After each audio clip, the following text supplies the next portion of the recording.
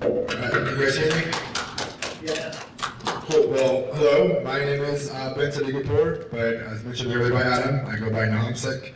I used to work for this bug bounty platform as the head of hacker education for HackerOne, but I am currently unemployed, so if you want to pay me in gas money and print test your apps, please hire me. I'm looking for some freelance work. Not me, somebody else. Yeah, I'm a security researcher, hacker, bug bounty hunter. I Twitch stream every week almost. I've been taking a break for a while now. But usually on Twitch, I show how I approach targets based on reconnaissance, content discovery, asset discovery, some of the stuff that we'll talk about today. But I also do content creation. I've been on the top 100 for HackerOne and Bugcrowd. I think at some point I was top 10 on Bugcrowd and HackerOne both. You can find me on all platforms at the HomSec. I've hacked into the Army, the Department of Defense a few times, companies like Airbnb, Lyft, Snapchat, Red Bull, Walmart, Apple, and more. So this was originally presented at another conference. A different version of it was presented with a friend of mine, Tanner, who was the engineer behind all of this stuff that I'm going to talk about during this talk. So I just want to make sure I recognize his contribution to this research. He was a big part of this, especially with the amazing engineering that he has done. So I'm going to take over his thoughts a little bit and talk about what he has done briefly.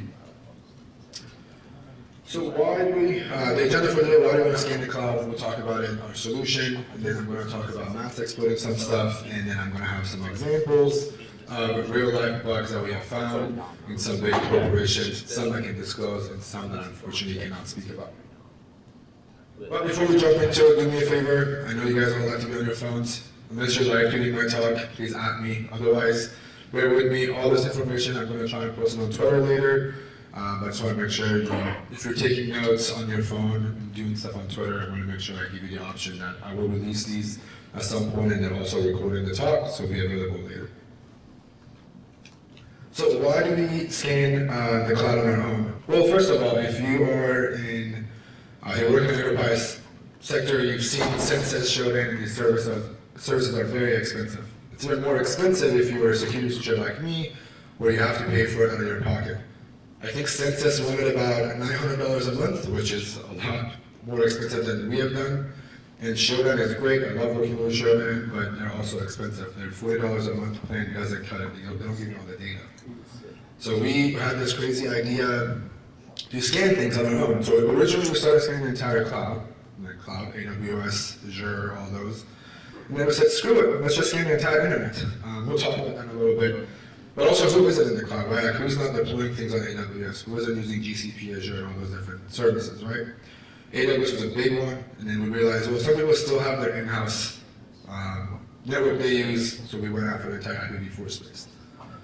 It also helped us see things as they were getting deployed real time. We had it scaled to a point where we're scanning every 4 hours. So if your host was going up in the next 4 hours, we knew about it before you did. Because we're pointing it to an AWS instance, and we'll cover all that as well. Also, having raw data is extremely useful. A lot of these companies that give you data, like Census and Shodan, they index everything that's on the internet. But they're not going to give you the raw data, like the domains, the CNAMEs that have been created. They don't give you, I'm a data nerd, I want to know what's on here, what are the names, how are they used. That gave us access to a lot of that stuff too. So to give you an example, we wanted to just look at when we scanned the 3 big cloud providers, we just queried for the keyword corp. So something, whatever was behind corp and after corp, there was 1,000 of those domains just for this entire list that we went after. Same thing with internal, there was 13,000 queries that had the keyword internal. Same thing with dev, API, and then Oath, well, rest in peace now, it's called Yahoo, they went Verizon Media, now they're Yahoo. I don't know what the name is anymore, but that company that owns Yahoo now, whoever they are, just by scanning these, this data that we have on GitHub, 108,000 domains just belong to anything with a Yahoo in it.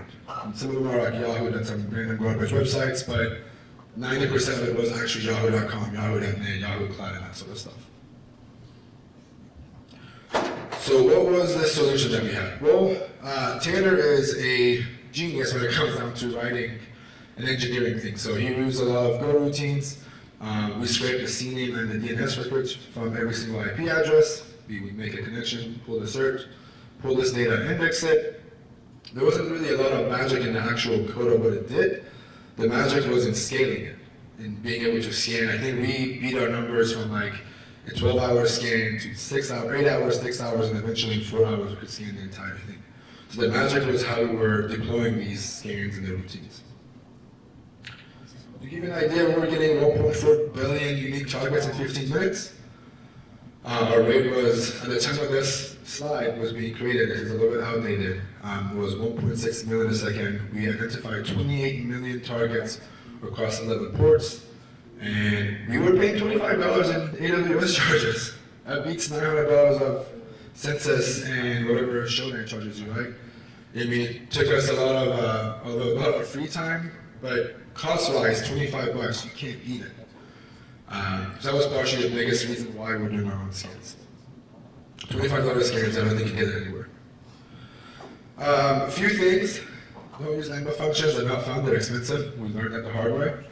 AWS bills, they skyrocket if you do that. We learned it, in our first run. Every byte of memory and CPU cycle matters. That last one, very important.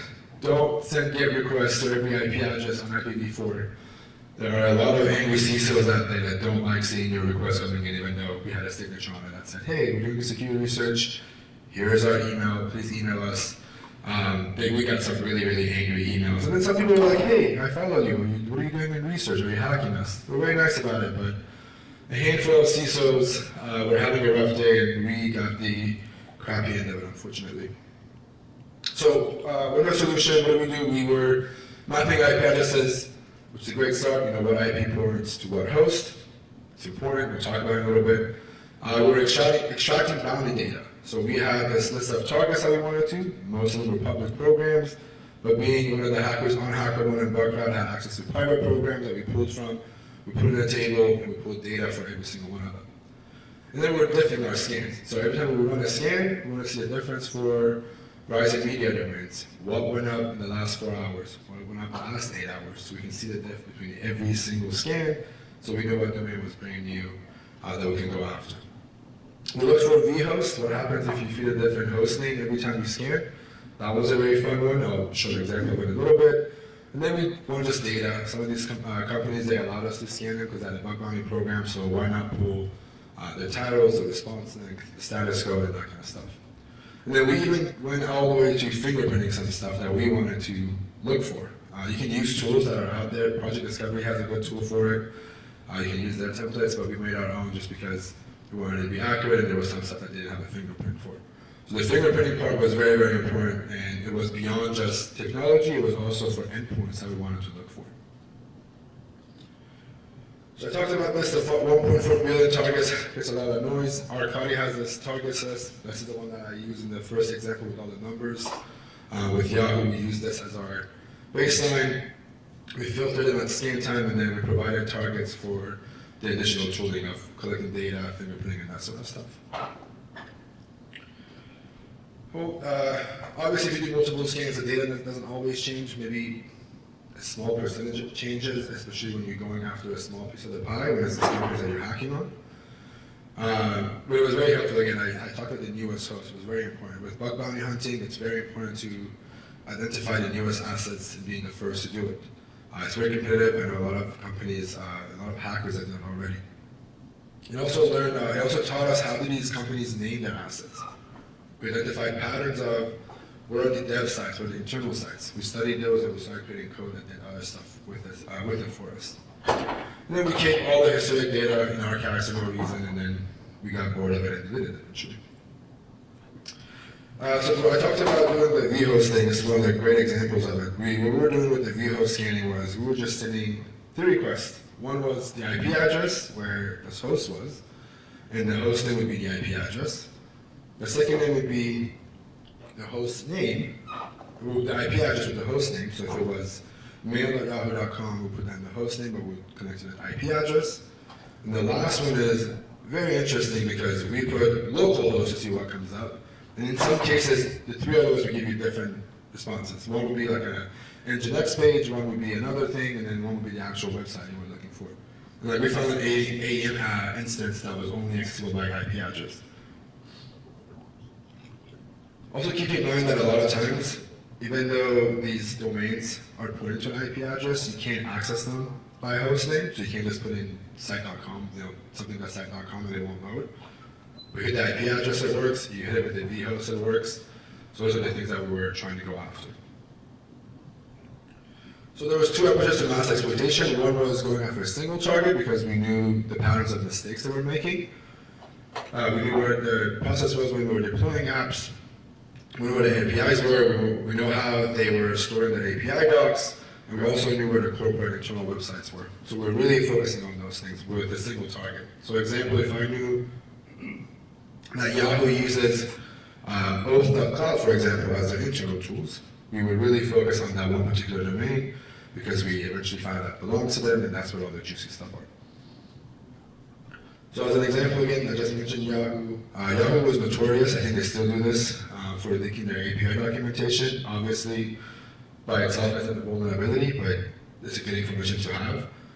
We also found out that the port 4443, 3 4s and a 3, was very interesting. A lot of the internal and all of the internal APIs were hosted for 4443. Sometimes you can access them, but then sometimes it was open to the public. And then on top of it, you can hit Swagger UI and you can see the documentation.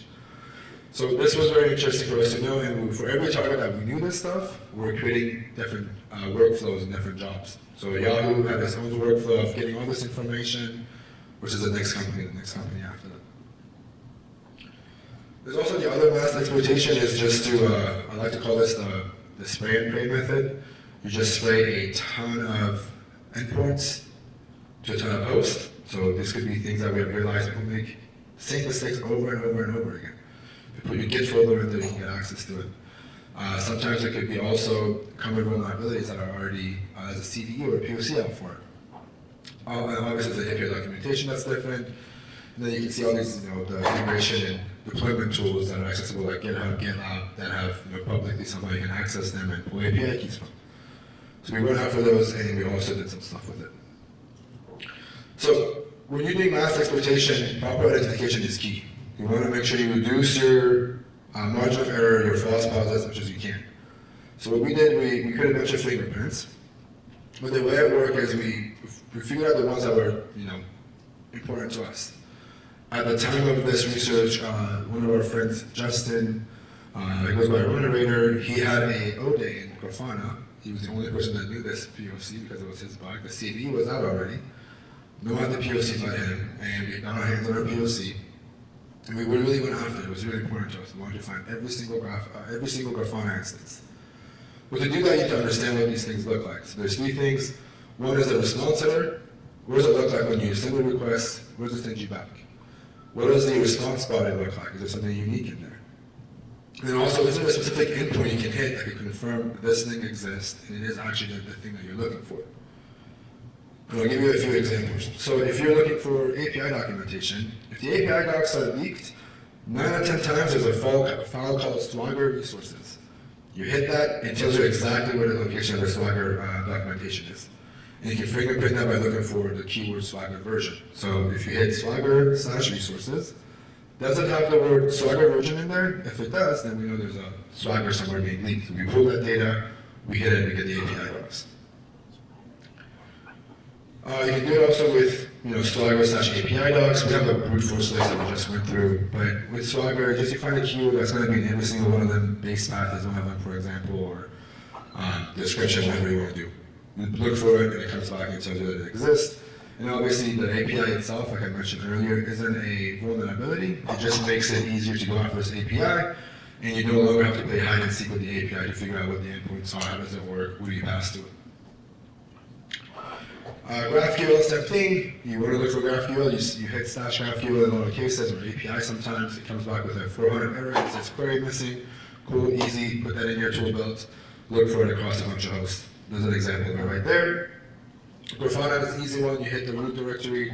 This gives you a 3022 login. There's a Grafana title in there. Title says Grafana. Or also you can look for that SVG file.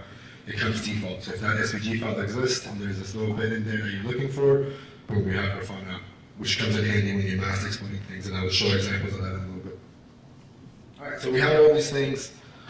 Great, we know what Grafana looks like, we know what APIs look like, what's next? There's this tool by a hacker named Tom. If you don't know him, follow him on Twitter. He has some of the best code tools I've seen out there. But the way this works is it allows you to spray a number of endpoints. You can do one, you can do multiple across one or multiple hosts. And what it does is it creates an index file that tells you the results of every single one of them. So you can see some of them were 302, some were 403, 503, 401, 200, whatever, right? It gives you an index of everything that you've collected so far. And it goes as far as saving the response for every single of those requests in a folder for you. You can actually read the responses and see if these things exist. So this is what it looks like. It's a folder called out. It puts the subdomain or the IP address in there, and the data, whatever you're brute forcing for, is located in that folder, right? So I wrote this crappy bash one-liner. I'm going to try and do my best to explain this. To the best of my knowledge, it looks like crap, and honestly, I think there's an easy way to do this, but I just wanted to make sure this works, got the job done. If you know a better way to do it in the one-liner, send it to me. Bullet me online on Twitter, that's fine, but just this is how we did it, I'll explain how it works. The first thing we're doing is we're looking for a response code. So example, if I'm looking for metrics, it's going to come back, it exists. It's 200, right? I know it's going to give me a 200 because this file exists, and I'm going to grep through the index file. Just tell me what requests did you make that match that response code. Or that response code, sorry. Then we're going to cut it up, and we're going to extract the location of that file. So whatever file matched had that response code in it, give me the file name for it. And then I'm going to make sure it's unique by giving it a sort view so we don't have any duplicates. And then we're going to loop through it, read every single file, and see if it matches a fingerprint. And then I save this under a Google, under an alias, under a binary, whatever you want to call it. And I just do search, my key code that I want to look for, and my fingerprint. I'll show you examples. I promise it'll make more sense. So this example, we were looking for a Swagger version. So what I did was I told Meg, hey, I want you to look for Swagger resources, and I want you to graph all these hosts that I have in my host.txt. There was maybe 200 hosts. What I did, again, we talked about this, it looks for Swagger version. So what I did is I used search, which is the one that I showed you earlier. I said look for whatever comes back as 200 in the response code, and then make sure the word Swagger version exists. And then I want you to give me a folder name for it, which is the IP address of every host that had that, right? And every single one of them, when we go to it, it had obviously the Swagger version. The next thing was the GraphQL, same thing. You do search, 400 is what comes back, and then the word missing, because the missing query is that in there, it's a bunch of IP addresses. Now we can focus on maybe GraphQL bugs. All right, all this is cool. We're going to get to the good stuff in a little bit. I just want to make sure you understand how this process works so far. So one of the things that we came up with was, maybe it's cool, it worked. We can use other tools, the Nucleus, what it's called, by Project Discovery. But we wrote our own, does the same thing as I mentioned. We called it Jira. We said this is the fingerprint of what it works, what it says in there, whether it's the header, whether it's the body, whatever it is, look for it. And then when we're scanning for these, after every scan, it would tag it. So it would say, hey, I saw that this asset had Grafana in it. I'm going to tag it as Grafana, so when you want to go export it, you just dump all the Grafana tags and then you go after it. Now here's the good part. These are the fun examples. One of my favorite ones, this is an easy success, purely out of just what I mentioned. We saw this site go up within minutes. We hit this endpoint and there was a vulnerability. But to give you a quick rundown of it, about a couple of years ago, a year or two ago, I found this success in this app. It was this demo app that deployed all the time on this website. Found the success, never thought of it again.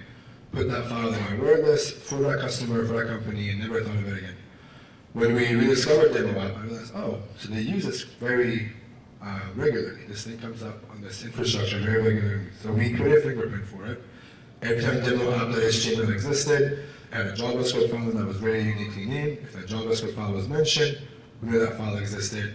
And I'd seen it before, so we monitored for it, and we found this vulnerability 6 times across the infrastructure within a 2 months period. So just monitoring and hitting that endpoint every month gave us a few bounties. I mentioned the CVE earlier with Justin's work on Untitled. This is from 2020. It's a little outdated. I love that CVE number 13379. But as I talked earlier, You hit Grafana, it goes to 302, you go slash login, and then the Grafana word is in the title. But it's also very common to find Grafana on port 3000. So when we discovered this within the documentation, we actually scanned the entire IPv4 space for just port 3000 to see what comes up. And we missed a lot of hosts that we didn't have because of this.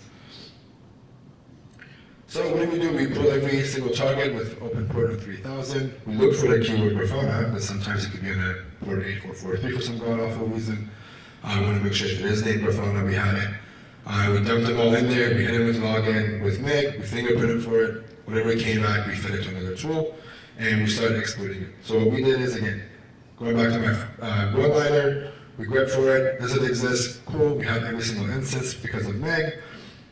But just to make it more interesting, we skipped the entire process instead of looking for a vulnerability. Manually, we fed the POC, and we said, hey, hit the POC that we have, and if the keyword metadata comes, because if you hit the IP address 169.254, 169.254 on any AWS or any cloud service provider, it's the internal IP address that gives you metadata, including sometimes their API keys for that instance. So if that comes up, we know that it was also vulnerable, so we list it out for us, and we get a list of all the possible vulnerable instances. Just to quickly talk about this, we filter the database, we have a list of all the assets, feed it to Meg, make the list where it exists, we brief it to Meg, hey, is this exploitable?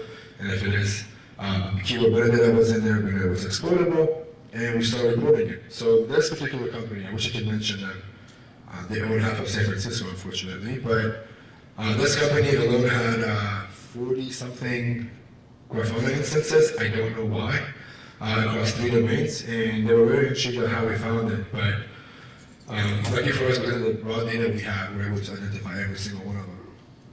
And then we figured out a few more outdated ones, got us a few bounties, and we were able to collect some cash on them. So this was like 4 examples within a few weeks, working with Justin, who originally had found the original bug.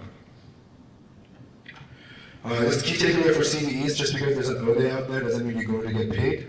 Give companies proper time to fix it. As a bug bounty hunter, I hate to say it, but give it proper time to fix things.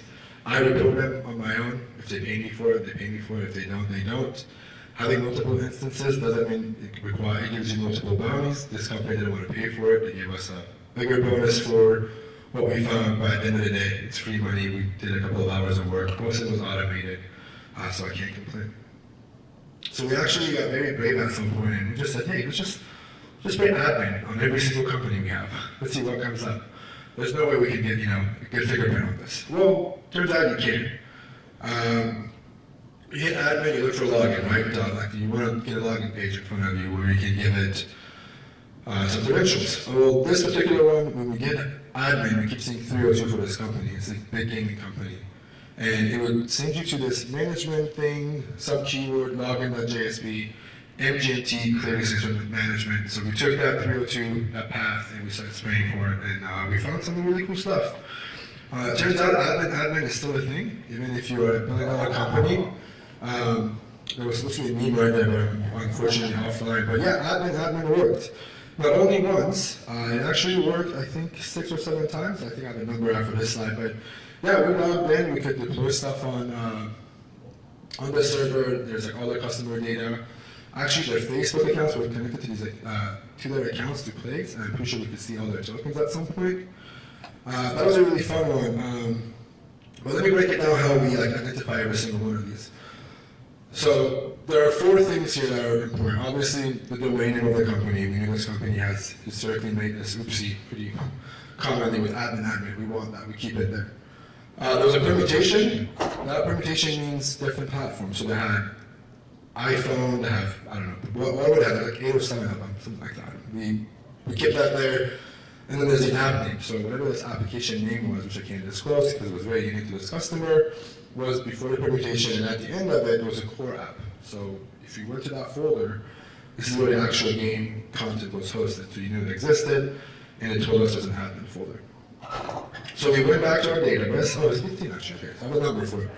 Went back to our database and we said, okay, query everything that has a domain name in there and the keyword for that app name. I want every single one of them.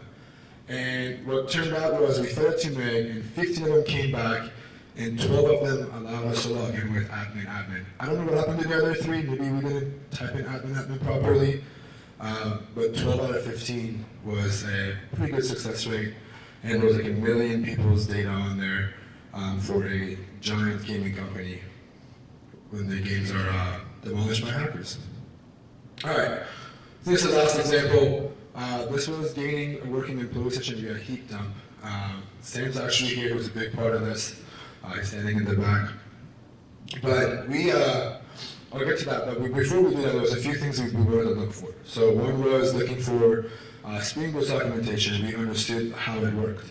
When you hit Spring Boot, one of the things that gives it away is the content type comes back, and this is VND, the Spring Boot, and whatever else, right? This is all the documentation. You can read it. That's how we were able to fingerprint for it. So I'm hanging out with ZLZ and our other friend Zayed at Brewer House. His name's not like in my presentation like Sam's, but them two really wanted to own Apple. They went on a rampage eventually. I think there was $500,000 by Apple paid to this group, but this particular blog stood out a little bit because I think it was the start of it all, and then also it gave us some really good insight to what Apple looked like internally. So with the data that I showed you, if you don't configure this properly and you don't gate things properly, there's a heap dump and a HTTP trace on these applications. The thing that it does is give you some good information. So the one that we found was this XYZ application, internal /pod, site.com. Lucky for us, we had the data, we could find every single one of them. But we found that there was an HTTP trace folder for, or a file for every single one of them. And the results of that file looks like this. It's pretty much whatever you sent and received to the server, including your headers, including our cookie or authorization code. They're all leaked in this endpoint. So whoever was working on this in real time, we could see all their requests. That included the internal employees' cookies as well. And this one was called internal prod. I think this was the one that had actually the juicy information. A few things that happened with this one. We couldn't log into the main application at first. But we dug deeper, and it turns out that there were more and more credentials deep into the heap dump. So we actually did the heap dump at the end of the day. We dug through every single line we could. We grabbed for credentials that we could think of, errors, tokens, authorization headers, whatever we could think of. But we couldn't log into that one particular instance. But what we could do is those cookies were transferable with a single sign-on to other applications. But because we didn't have a working session, we said, okay, screw it. This one doesn't work. I bet you these other 4 domains have the same application, the same issue. One of them is going to have a working set of credentials. Well, not only we found out that one domain, that one application has different permutations of prod, internal prod, internal dev, all that stuff. There was also folders that had different applications hosted on them, and each of them also have their own problems and the same endpoints within them. So what happened was we eventually downloaded all the heap dumps, set them onto a folder, fed it to strings, and we grabbed for cookies, and eventually one of those cookies came back as working, which gave us access to a lot of the Apple internal stuff. So this one is ad-something-apple.com. There was like 3,652 Apple users on there, like internal users information on there we could look at. This was some sort of a sales website. This is their same website that we found the vulnerability in. It was something that they used to sign stuff with, probably with their key that got us access to. So there was a lot of things we could have done. We pretty much had working credentials for an Apple employee just because they forgot to just delete a random file on the internet. There was a few things, as I mentioned, when you're going after HTTP trace, everything is being logged real time, so if I'm brute forcing for them, it's just taking up a lot of the logs. So what we learned is don't brute force, stop looking for things if you're searching for cookies in them. Stop brute forcing and sending extra data because you have to, it's like imagine it being a dumpster. You can't put more trash into it as if you're dumpster diving. So that was one of the things. Seeing all the million requests that I was sending to this application while he was digging through all the trash. We ended up doing a couple other organizations.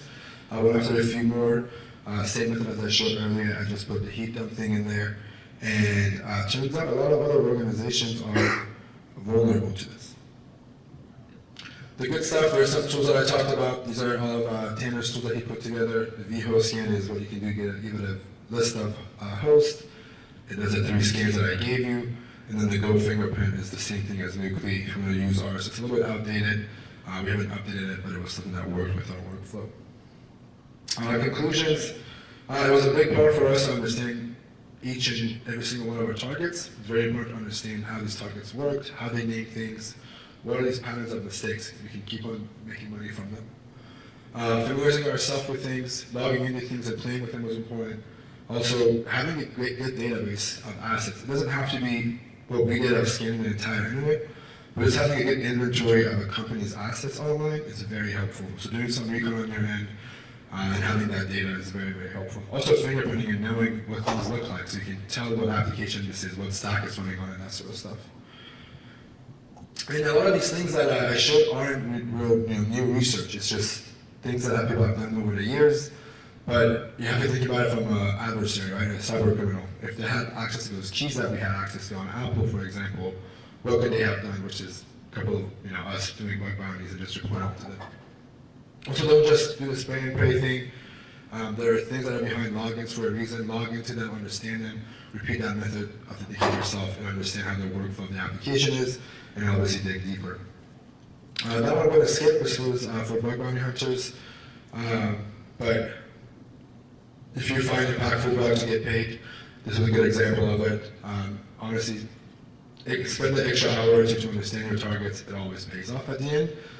And last but not least, there are a bunch of random notes that I wanted to share. If you know, you know. Some of them are tricks that still work to this day. There are a bunch of bypasses. A bunch of friends wanted me to put this slide on there for people that do see them and want to use them. And a big thank you to Sadeghipour, as I mentioned earlier, Zion, who's not here. ZLZ is in the corner in the back hiding. Tom Num, RBC and Run Raider. And Donut, who's actually speaking tomorrow on finding bugs on something called Rust. I think it's a real new thing. If you want to check them out, I'll be here tomorrow. I think I'm a little early, so if there are any questions, I'll be happy to answer them.